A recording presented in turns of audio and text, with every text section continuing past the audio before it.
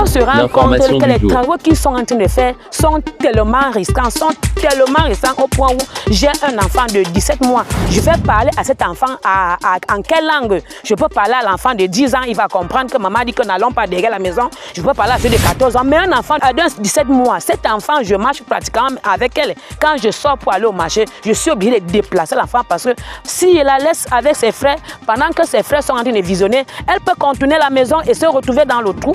Bienvenue sur KRV Web TV, l'information du jour, édition de ce mercredi 19 août 2026. Sur cette grogne de ces populations du village Polongwe, impacté par les travaux de construction de la ligne 225 kV reliant la KPDC au port autonome de Kribi.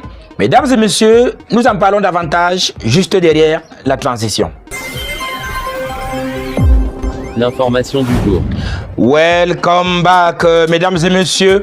Parlant justement de cette grogne, curieuse coïncidence, elle intervient au moment où le ministre de l'eau et de l'énergie, Gaston Elundou Essomba, en visite de travail dans le département de l'océan, était plutôt à l'autre bout de ce chantier, pendant qu'ici à quelques encablures de la centrale à gaz de Kribi, des cris de détresse résonnaient suite au danger causé par le lancement de ces travaux, sans indemnisation leur permettant de déguerpir, comme ils l'ont déploré au micro de KRV. Suivez ces réactions captées sur place.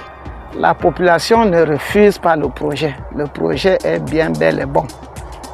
Mais ce qui inquiète la population, c'est quand il y a un projet, nous savons qu'il y a d'abord une commission d'évaluation qui se passe avec les autorités. Il y a le service de cadastre, il y a le service des domaines, il y a l'agriculture. Nous savons tous, on avait déjà fait ce travail. Et ce travail-là, selon nos réunions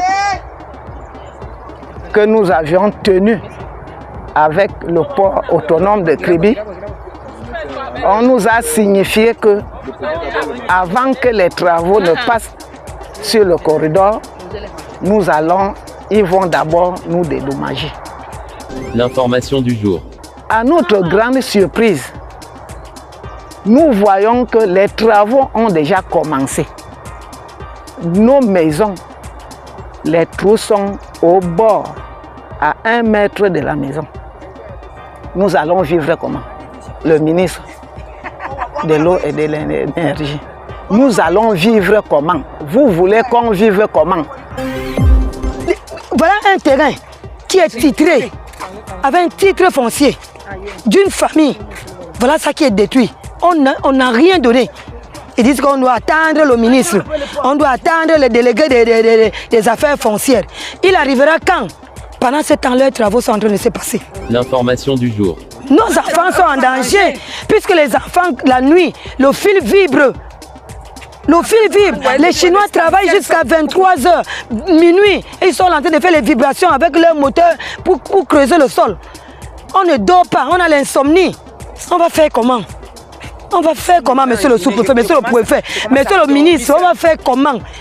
Puisqu'on dit quand le projet passe, tout le monde est content. Alors c'est le développement qui suit. Où est donc ce développement-là après un projet? 11 ans aujourd'hui, le premier fil est passé pour aller au port. On n'a pas indemnisé qui que ce soit. On est resté tranquille parce qu'on nous a dit que c'est le projet du gouvernement. La centrale à gaz est venue. On a détruit les maisons, on a détruit les foyers, on a détruit les tombes. Rien. Aujourd'hui, même ne serait-ce que pour plaire même aux villageois. L'information du jour. Aujourd'hui, vous voyez qu'il n'y a pas le travail sur le site. Parce qu'eux-mêmes, ils ont vu que ce qu'ils sont en train de faire n'est pas normal. Les populations pleurent. Nous voulons donc adresser cette doléance au ministre, que les populations pleurent. Ça, c'est une brimade. Qu'est-ce qu'on doit faire? On doit rester dans des trous, on doit mourir. Vous-même, vous aviez vu. Nos enfants sont là. Qu'est-ce qu'on doit? Quelqu'un ne peut plus sortir la nuit.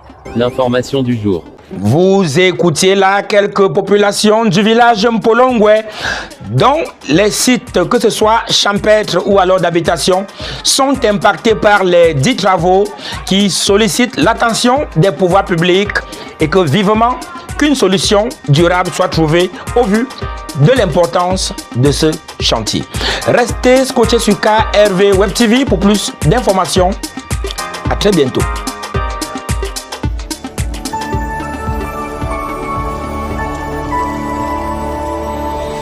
KRV, proche de vous, partout pour vous.